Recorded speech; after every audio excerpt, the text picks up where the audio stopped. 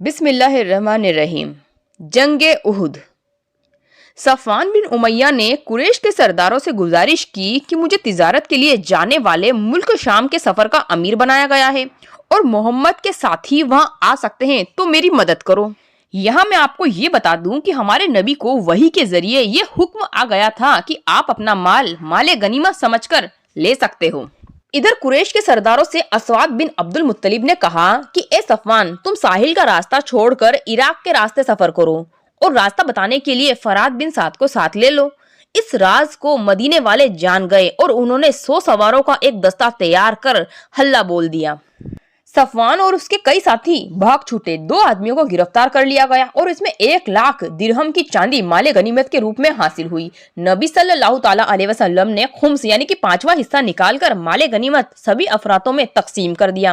اس واقعے کے بعد مدنی لشکر کی بڑی دھاپ ہوئی۔ اب قریش کے پاس 2 ہی راستے بچے تھے، ایک سمجھوتے کا راستہ اور دوسری لڑائی کا راستہ۔ قریش نے لڑائی کا راستہ چنا۔ قریش کے بڑے سرداروں نے میٹنگ بلائی اور میٹنگ کا یہ نتیجہ نکلا کہ ابو سفیان کا جو قافلہ جنگ بدر کا کارن بنا تھا وہ سارا کا سارا مال اس جنگ کے لیے خرچ کرنا ہوگا۔ اس میں 1000 اونٹ اور 50,000 دینار تھے اور مسلمانوں کے خلاف جنگ کے لیے لوگوں کو بھڑکانا شروع کر دیا، یعنی مسلمان سے بدلے کی بھاونا کو لے کر لشکر کو تیار کیا گیا۔ لشکر میں حضرت عباس بھی تھے جو دل سے مسلمان ہو گئے تھے پر قریش کے لشکر کے ساتھ تھے۔ حضرت عباس نے اپنے قاصد سے نبی صلی اللہ تعالیٰ علیہ وسلم کے پاس خط بھیجا۔ قاصد بہت پھرتیلا تھا، اس نے 500 کلومیٹر کی دوری 3 دن میں ہی طے کر لی اور اس وقت نبی صلی اللہ تعالیٰ علیہ وسلم قباء میں تشریف فرما رہے تھے۔ نبی کو خط حضرت ابی بن کعب نے پڑھ کر سنایا۔ قاصد جھٹ سے فوراً مکہ آ گیا اور گھل مل گیا۔ ادھر خط پڑھ کر نبی صلی اللہ تعالیٰ علیہ وسلم نے اسے رازداری برتنے کے لیے کہا۔ نبی صلی اللہ تعالیٰ علیہ وسلم نے مدینہ میں قائدین سے صلاح مشورہ کیا اور مدینہ میں تیاری کر لی۔ سبھی لوگ لامبند ہو گئے، کسی بھی صورتحال میں نمٹنے کے لیے تیار ہو گئے۔ ہتھیار انہوں نے پہن لیے۔ کچھ دستے رسول اللہ صلی اللہ تعالیٰ علیہ وسلم کی حفاظت میں تیار رہتے اور کچھ مدینہ کے باہر رہتے۔ ادھر مکی لشکر مکہ سے چلتا ہوا ابوا پہنچا اور وادی عقیق سے گزرا، پھر کوہ احد کے نزدیک اچنین کی ایک وادی کنات کے کنارے بنجر زمین ہے، وہاں پر پڑاؤ ڈالا۔ مکی لشکر کے پڑاؤ کی خبر جب مدینے پہنچی تو نبی صلی اللہ علیہ وسلم نے مجلس شورا بلائی۔ مجلس شورا میں نبی صلی اللہ تعالیٰ علیہ وسلم کے چاچا زاد بھائی حضرت حمزہ نے کہا کہ ہمیں میدان میں جا کر لڑنا چاہیے اور میری جو یہ تلوار ہے دشمن کا خاتمہ کرے گی اور جب تک میں میدان میں لڑ نہ لوں رزق کا ایک لقمہ بھی نہیں لوں گا۔ اسلامی لشکر جمعے کے دن مدینہ سے روانہ ہوا تو جمعے کی نماز کے بعد سبھی نے جنگ کی تیاری شروع کر دی۔ حضرت ابو بکر صدیق اور حضرت عمر رضی اللہ تعالیٰ عنہ نے نبی صلی اللہ علیہ وسلم کے امامہ باندھا، لباس پہنایا۔ آپ نے نیچے اور اوپر 2 زری پہنی تھی۔ ہتھیار سے آراستہ ہو کر آپ لوگوں کے سامنے پیش ہوئے تو لوگوں نے کہا کہ آپ صلی اللہ علیہ وسلم مدینے میں ہی رہیں۔ تب آپ صلی اللہ تعالیٰ علیہ وسلم نے کہا کہ کوئی بھی نبی جب ہتھیار پہن لیتا ہے تو اس وقت تک نہیں اتارتا جب تک اللہ اس کے اور دشمن کے بیچ میں کوئی فیصلہ نہیں کر دے۔ نبی صلی اللہ علیہ وسلم نے مدنی لشکر کو 3 حصوں میں تقسیم فرمایا۔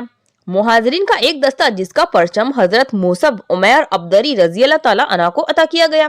قبیلہ اواس کا دستہ حضرت امید بن حذیر رضی اللہ تعالیٰ عنہ کو دیا گیا۔ قبیلہ خزرہ جو کہ انصار کا قبیلہ تھا اس کا جھنڈا حضرت حباب بن رضی اللہ تعالیٰ عنہ کو دیا گیا۔ حضرت ام مکتوم کو مدینے میں ہی نماز پڑھنے کے لیے چھوڑا گیا اور اس کے بعد لشکر کو کوچ کا اعلان فرمایا گیا۔ راستے میں شنیت الوداع سے آگے ایک یہود کا لشکر ملا اور کہنے لگا کہ ہم آپ کی اس جنگ میں آپ کے ساتھی ہیں۔ تب نبی صلی اللہ علیہ وسلم نے کہا کہ کیا آپ مسلمان بن چکے ہیں؟ یہود نے کہا نہیں۔ تب آپ صلی اللہ علیہ وسلم نے ان کی مدد لینے سے منع کر دیا۔ آگے بڑھے تو شیخان نام کی جگہ پر پہنچے اور وہیں مغرب پڑھی، عشاء پڑھی، وہیں رات رکے اور اگلے دن فجر کی نماز سے پہلے شیخان سے روانہ ہو گئے اور مقام شوت پہنچے، وہیں پر فجر کی نماز پڑھی۔ اب دشمن صاف صاف نظر آ رہے تھے اور اسی وقت عبداللہ بن افی نے بغاوت کر دی اور 300 افراتوں کو یہ کہتے ہوئے واپس لے گیا کہ ہم کیوں بیکار میں اپنی جان دیں۔ حالانکہ عبداللہ بن حرام نے کافی سمجھانے کی کوشش کی لیکن وہ لوگ نہیں مانے اور 300 لوگ واپس لوٹ گئے۔ نبی صلی اللہ علیہ وسلم 700 لوگوں کو لے کر دشمن کی طرف روانہ ہوئے اور وادی کے آخری سرے احد پہاڑ کی گھاٹی پر پہنچے۔ वहां पर ही नुज़ूल फरमाया। सामने मदीना था और पीछे उहुद पहाड़ था। लश्कर की तंजीम व तरकीब इस तरह से की गई कि 50 माहिर तीरंदाज मर्दों का एक दस्ता मुंतसिब किया गया। इसका कमांडर हजरत अब्दुल्ला बिन जुबैर नुमान अंसारी को बनाया गया और जुनूबी की तरफ एक छोटी सी पहाड़ी जो जबले रमात के नाम से मशहूर है, उस पर उनको तैनात किया गया और हिदायत दी गई कि घुड़सवारों को तीर मारकर हमसे दूर रखना और कैसे ही हालात बने जब तक मैं ना बुलावा भेजूं, आप लोगों को वहां से नहीं आना है। जो मजबूत अफरादों के दस्ते थे जिनमें हजरत मुंजर बिन अमरू मुकर्रर हुए और नौजवान बहादुर अफरादों पर हजरत जुबैर बिन अवाम और इन दोनों के दस्तों का कमांडर हजरत मिकदाद बिन असवाद को बनाया गया और हुक्म दिया गया कि वो खालिद बिन वलीद का रास्ता रोकेंगे। लश्कर के अगले हिस्से में बहादुर मुसलमान रखे गए। नबी सल्लल्लाहु ताला अलैहि वसल्लम ने लश्कर में जाम फूकने के लिए ऐलान फरमाया कि जब तक आप हुक्म न दें जंग शुरू नहीं करना और दुश्मन के सामने साबित कदमी के साथ खड़े रहें।